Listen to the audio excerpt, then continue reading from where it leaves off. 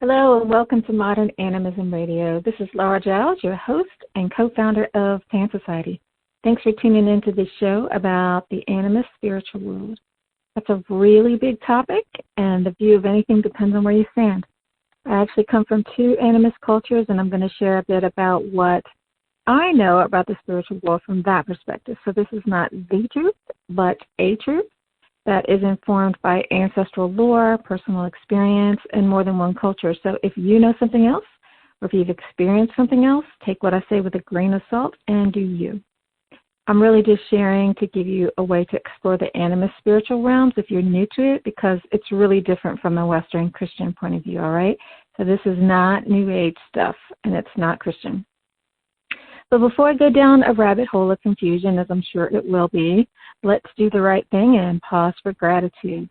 I'd like to acknowledge the element of earth and ask that you bring us safety, stability, and security. So thank you for all the things that are taking shape and manifesting in the material world at Pan Society. Lots of wonderful things are happening behind the scenes that will be revealed soon.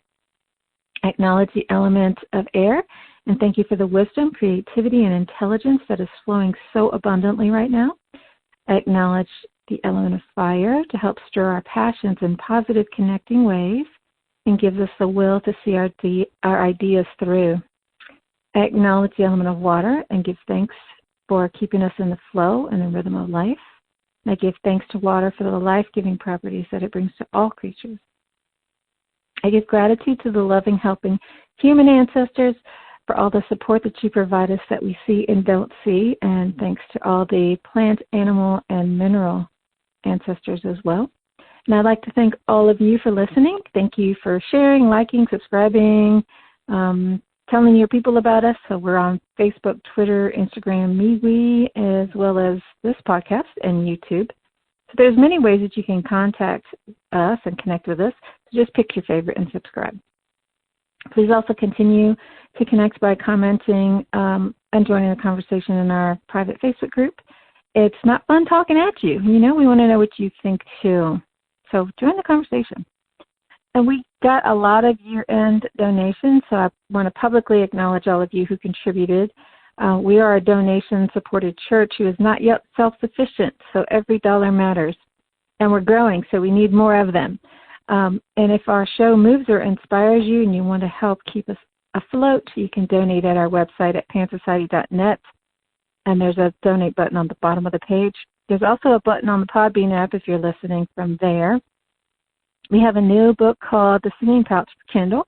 If you want to buy something to support us, you can get that at Amazon. It's a cute little book that's based on true events that teaches us how to navigate the spirit world after death. So if you have kids especially, be sure to check that out. All right, so what does the animist spirit world look like? And I hesitate to talk about it because it varies from culture to culture. But if you have no idea, you got to start somewhere, right? So I'm going to do my best to keep it generic, but it's hard, and you'll see why. So the first thing to understand is that when you see the world through Indigenous Animist eyes, there's no division between the spirit world and the material world, or the world of what we think of as living and those that are dead. It's like the yin and the yang, two halves of the same whole. So both are alive, both are connected to each other, and what happens in one influences what happens in the other. So we have this theme of sovereignty and connection and oneness already. And everything within both worlds is sovereign. But it's all a part of the same web, so it is and it isn't. It's sacred and mundane at the same time. So you have this paradox, these opposites that are true at the same time. Everything's animated, so it's all alive, and it all has a spirit, a will, a consciousness, and I mean everything. So every blade of grass, cloud, raindrop, buffalo, and squirrel. The beings in the other world have spirits too. These are nature spirits that belong to a particular place, like a spring or a storm. They could be plants or animals too, or the keepers of plants or animals. For example, in Greek mythology, you may have heard of dryads, which are tree spirits.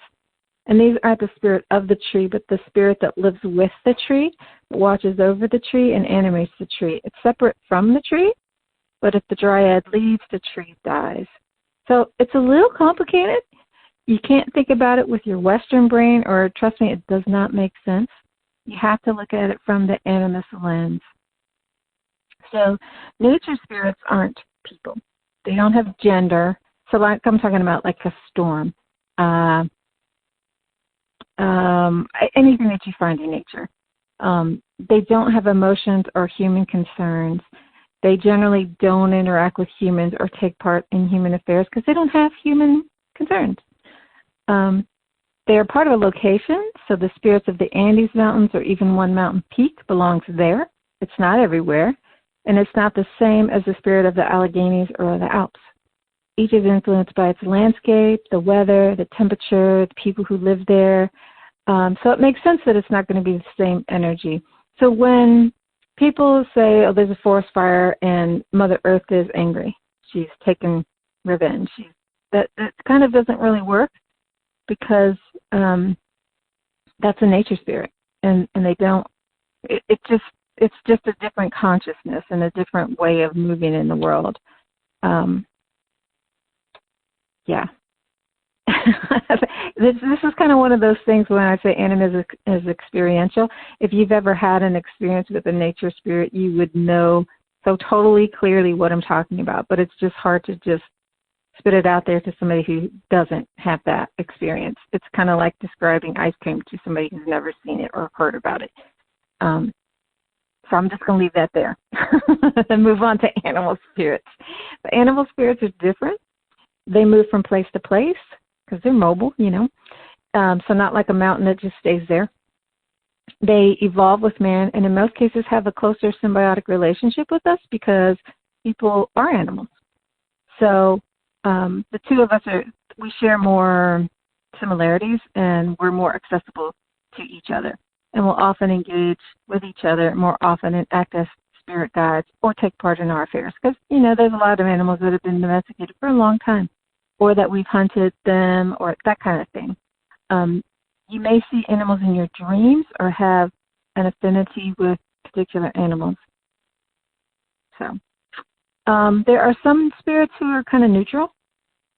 So they're not really interfering with us or participating with us, but they're not really indifferent either. And you want to be careful and just leave them alone. So these are going to be the ones that have reputations like fairies. So fairies don't exist in all cultures, but many cultures have creatures like fairies that are kind of have a temperamental reputation. So you don't want to stumble upon one as they're likely to harm you or play a trick. So they're kind of moody. And if you get bad luck, it could be because one of these creatures is hexing you, let's say. Twilight and dawn are liminal times when you're more likely to encounter one of these creatures, so people don't tend to travel in nature at that time. And that's pretty universal, I think, at least among the animist cultures that I know about. And if you're in a mystical place that seems to be the home of one of these creatures, and if you're local to that, you know what those places are, you ask permission to pass and you go carefully. So you don't want to step on someone or someone's home. It's that kind of thing. You're just real careful. Because it's true, it's not like you necessarily know what the rules are or if you're stepping on something or doing the wrong thing. So you're just really, really careful. Finally, there's dark spirits, and they exist too in every animist culture. It's a complementary dualistic system where there has to be darkness where there's light. So this is not going to be the same thing as a devil or evil. To me, in my mind, and maybe this is not how you define it, but the devil is like a force that's out to get you. And evil, same. It's like something that's threatening. This is kind of different to me because it just is what it is, and it's not necessarily out to get you. But if you engage with it, then you're not going to have the best outcome. So it's not a willfully, I'm going to get you kind of thing in most cases. It's just, it is what it is. And some of these can be appeased with rituals, respect, and offerings like a fairy, that kind of creature, but some can't. So these are going to be the ones that you don't even want to utter their names or bring attention to them because there's nothing you can safely do to engage with them. Yeah, so you definitely want to be aware of them. You want to leave them alone. And there's thousands of deities like in Hinduism, because Hinduism is a form of animism. There's a god or goddess for everything. Most of them have to do with everyday life. So they're they're kind of like Catholic saints. There's a saint for this, saint for childbirth, a saint for postmen, saint for everything. There's the same thing, gods for everything. So there's a god for a harvest, a god of the household, a god of whatever profession you engage in, and that kind of thing. It doesn't really make sense for me to go into what the gods are for because it's such a local thing. That can vary from region to region, and like the ancient Romans and Egyptians, great people can become gods too. So if your uncle was a particularly wealthy or generous person, he might become a god. The thing I really like about this is that you can't really pin it down.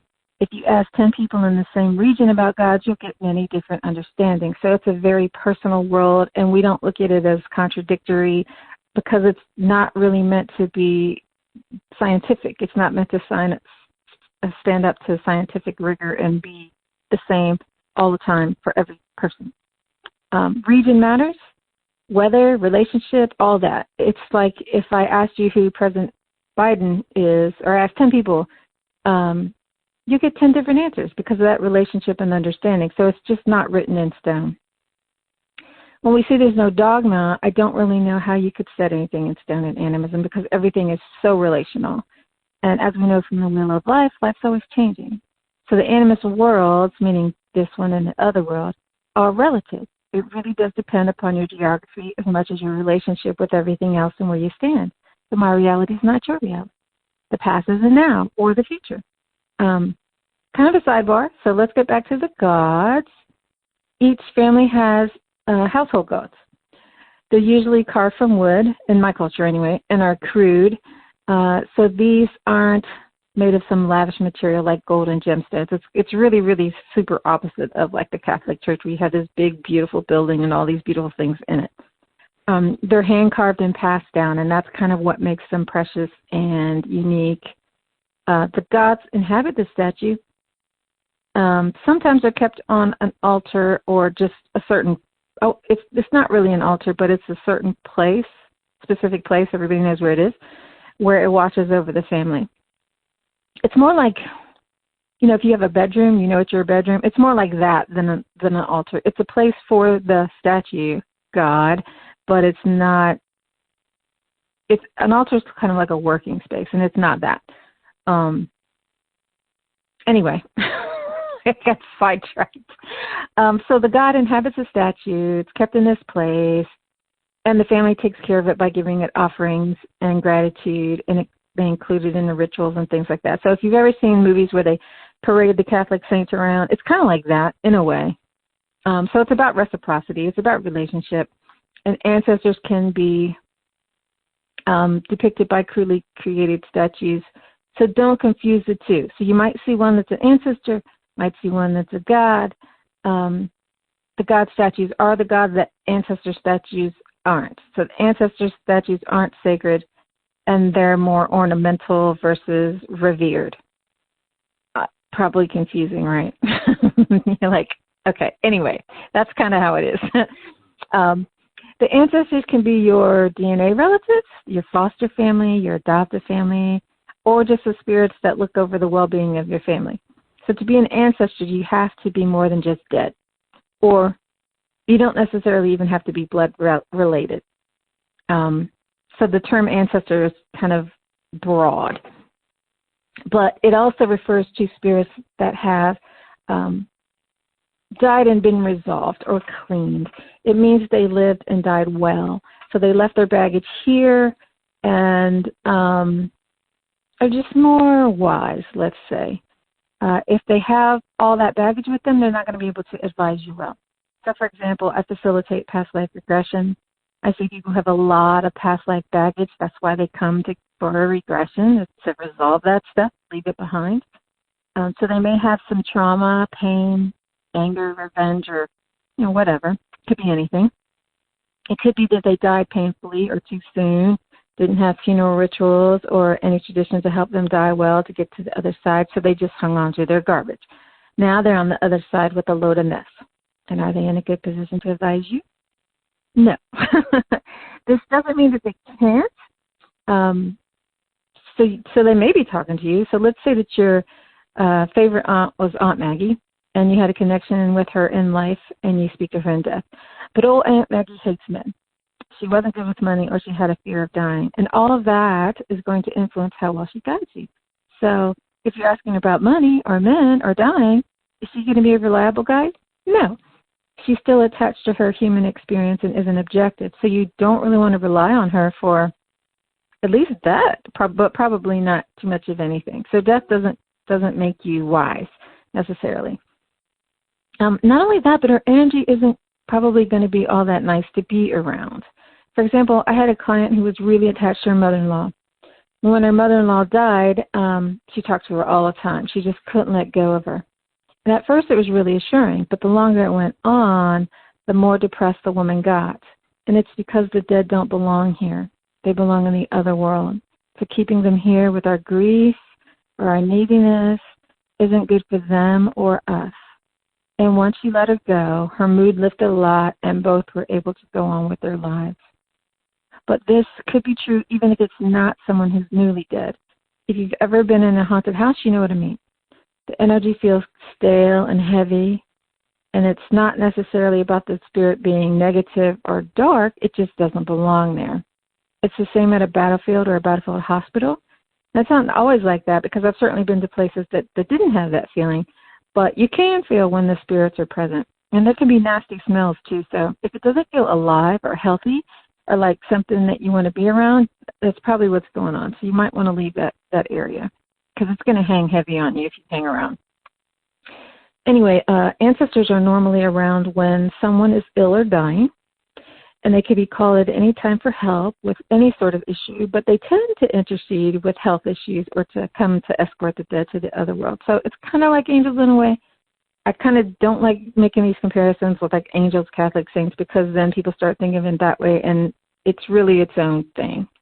But, you have to have some sort of commonality and a way to understand. So we live in a comparative world where we know things by, this is smaller than that, this is yellower than that, bigger than that, smellier than that.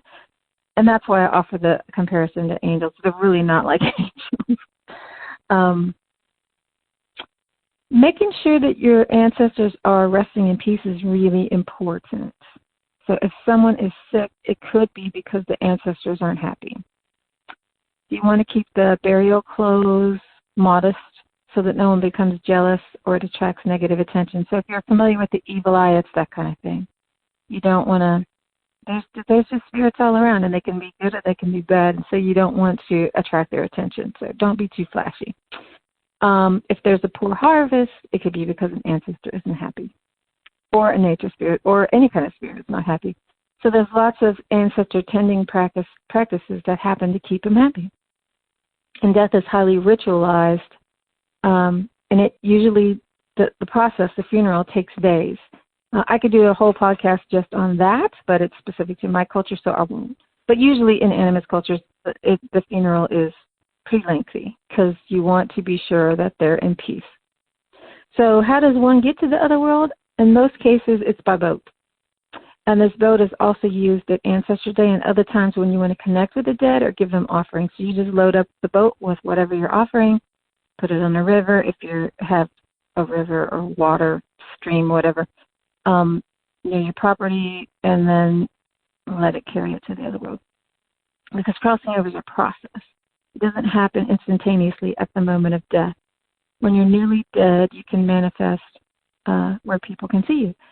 So a bird or other animal is the most common way for that to happen, and it's generally seen as positive. For example, I know you've heard people say that after someone dies, they saw an owl or a coyote or some bird, bunny, whatever, that was acting very friendly or strangely, and they just knew that it was their loved one, right? I mean, we've all heard that, right?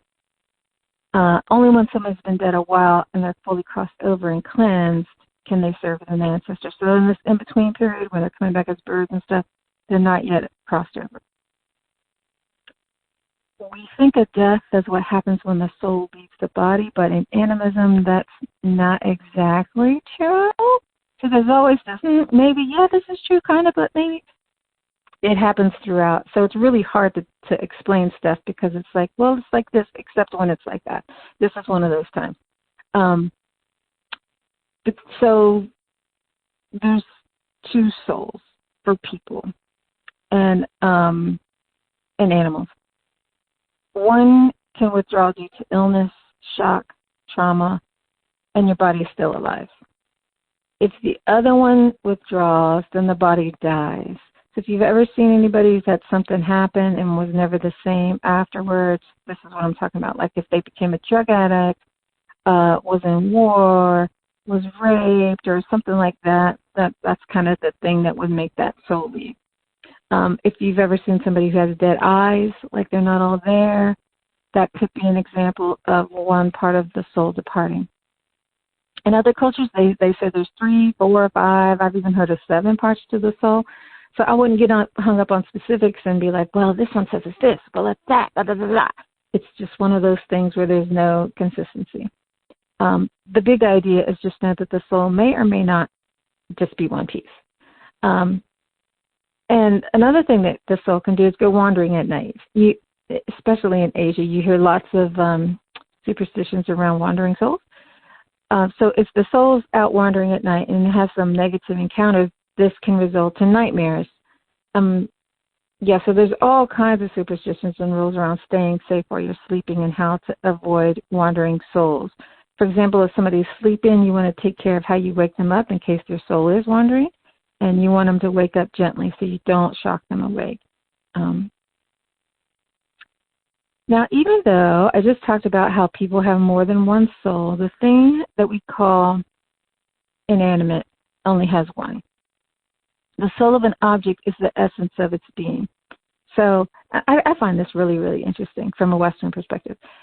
So a knife, let's say, that doesn't cut has lost its soul. A pair of glasses that loses a lens or is scratched so that it can't be used as glasses anymore has lost its soul or its usefulness. So everything has a purpose. If it can't or won't do its purpose, it has soul loss. And this is why when something is created in animism, particularly if it's to be a magical object, it's done with intention and prayers. It's to assist it in the process of becoming. This is also why we give thanks to things on an ongoing basis. Things want to be seen and appreciated. If it gives to you, you reciprocate, or it will lose its blessing or its usefulness. The spirit world is parallel to this one, but it also has several levels or parts. And I've heard some people call this the upper world or lower world, but really there's just one world. There's that it is and it isn't thing again. It's not at all like heaven or hell. So these concepts don't exist at all in animism and are part of Judeo-Christian beliefs. So even though there are levels or parts, I think it's more useful to just think of it as all one. It's kind of like your body has parts, but it's all one body. You know, your heart is a part, your toes are a part, but it's still one body. Sometimes it's useful to talk about the heart separately, but if you're talking about health, really it's not, because it all functions together. So, as I was saying earlier, we don't utilize altars, but I know a lot of animists do. Nature, for us, is the altar because the spirit's everywhere. We might use altars temporarily, but they don't tend to stay up. Like, I know some people have a seasonal altar, and it'll stay up all season, or they'll have an elemental altar, and that'll stay up.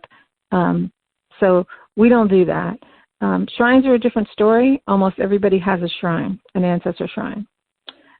We do have spirit animals, but they don't function the way that you hear about in popular culture. I'll just say that about it. If you have a relationship with one, you'll know what I mean. It's kind of that experiential thing. One thing I really don't want to do is to put it down like this is what it is, because culture matters. Like I said, geography matters, DNA matters. If your experience is something different, like I said, roll with that. You're not going to know until you have some experiences. So I'd encourage you to learn, get a strong foundation under you, and then see for yourself. So your spirits are going to talk to you if you want them to. You need to learn how to discern what's your ego and what's the voice of spirit. But once you do that, then you just kind of know. And, you know, your spirit guides are here to help you. That's what they're there for. So I think it's Animism is really super experiential, so you need to have some experiences. And we do have mythological creatures. I think you kind of picked up on that with the nature spirits, right? There's lots of myths, too. In the video that I posted called The Singing Pouch, it's a story about a grandma that wouldn't cross over because her dying wishes were not honored. So the myths are like that. They mix everyday life with magic to explain why things are the way they are. They give us ways to solve problems and teach our kids about the animist cosmos. And there's a lot of words and ideas that don't exist in English, so it's hard to explain a lot of it in ways that make sense to us. It would be like explaining all the different ways that snow is different. You know, if you have a language with, I don't know how many words they have for snow up north, but we only have one, snow. So how do you convey that to people? I don't know. If there's a gap, that's what I'm talking about. We don't really worship the way Judeo-Christians do. Everything is sacred, so life is a living prayer. And a mindful practice of connection with all that is kind of how it's done every day, every moment. So in a way, everything we do is a testament of our faith, our prayer, our values, our way to connect. And doing this is a way to stay engaged with the physical and non-physical world and a way to be whole. There's some things that humans can't do for ourselves, though, and a spirit walker is needed because we can only go so deeply into the spirit world. And these spirit walkers aren't cranked out in workshops. You can't just decide to be one. You can't just go to a class, sign up, and do your, I don't know, weekend. How long does it take to be a spirit walker? I don't know. Anyway, you have to be chosen by spirits. It's usually familial, but not always. The spirit walker also has a period of apprenticeship. They learn under somebody who teaches them the ropes. So it's not let me download all I need from spirit and I'm good to go. There's both. There's spirit chosen and human mentored. And usually this is somebody in your family who knows you and you have a relationship. So there's a lot of learning that goes on for a long period of time. And usually in one of my cultures it's a she, because the spirit walker is almost always female, and when she isn't, it's a trans male. In my other culture, the spirit walker is almost always a male. And this is because in that culture, the primary role of the female is to ensure the survival of the tribe through having and rearing children. And you can't serve your family and your tribe at the same time, so you can't serve two masters. There's a saying, a Buddhist saying about that. It's about the hunter and two rabbits. If you chase two rabbits, you'll catch neither one. It's that. So in that culture, the female's primary job is to mother and rear children. So the women who do become spirit walkers in that tradition aren't chosen until after their childbearing days are over, or they could be women who are barren. So culture matters a lot. While I'm talking about this, let me pause to say that no sane person in either one of those cultures are going to volunteer for this. So it's rather strange when people say, oh, I'm a spirit walker, because it just doesn't really happen there. I'm not sure what the Western fascination with it is, because unless it's ego or status or just, I want to feel important, because it's a lonely, isolating existence, because these people are usually on the fringes of society. They have experiences that no one else can understand, so they don't really relate well to other people. It's kind of like you're kind of scary. People deal with you because they have to, but you're a little bit scary and a little bit weird. So people kind of respect you, but keep a respectful distance. And when they're doing their rituals and things that they do on our behalf, it's often violent and torturous. So they can have seizures, spasms. It can go on for days. And it's dangerous. So I don't get it when people are like, hey, let's go into the spirit world on the ayahuasca train with no protection, no wisdom, no training, or no clue, and see what happens. Whee! So I'm not saying that spiritual breakthroughs and healings don't happen. I believe they do. I'm just saying that I think it's reckless and done with a huge degree of ignorance in a lot of cases. Because these are the people, the scary people that other people are afraid to approach. He's not a businessman who schedules your exorcism for 3 o'clock on Friday and has 10 others this week. It's just not, that's just such a Western way of imagining it. It's not that at all. At all. Even for one ceremony, there's a huge build-up to it. There's lots of sacrifices. There's prayers. There's all this stuff that goes into it. And it takes days. So there might only be one ceremony for one person in a whole week. And that isn't enough to drain you. Because there has to be recovery time, too. So I'll just say that it's different. Okay? The Spirit Walker does what he or she does out of service to the community. It's voluntary, it's unpaid, and it's done in love for the community. This is how I serve. This is who I am. This is how I roll. So even though it's unpaid, though, donations of food, resources, things like that are given, which I think is appropriate. Because when someone takes out time from their day to do something for you, they could be working and making money. So it's polite to do something for them nice in return. So if it takes you 3 days to build up for that and you're not making money, all that income is lost.